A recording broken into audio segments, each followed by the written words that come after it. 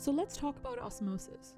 The definition of osmosis is the spontaneous net movement of solvent molecules through a selectively permeable membrane into a region of high solute concentration in the direction that tends to equalize the solute concentration of the two sides. What does this mean exactly? And how does it apply to saline tattoo lightening? Let's visualize it. Think of a tank of water with a partition in the center which will symbolize a semi-permeable membrane like skin. You can see that the molecules of water move, but because there is no change in the environment, the net movement on both sides is zero.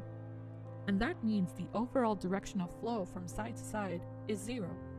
Now, if we added a solute like salt to one of the sides, it would create a change in the environment, requiring equalization of both sides.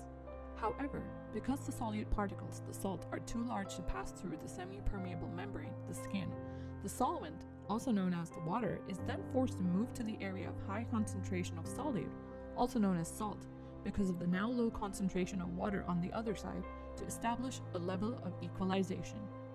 The osmotic pressure regarding saline pigment lightening forces the pigment up and out of the skin, which will eventually form a scab and shed, leaving the beginning of the fading process of the tattoo.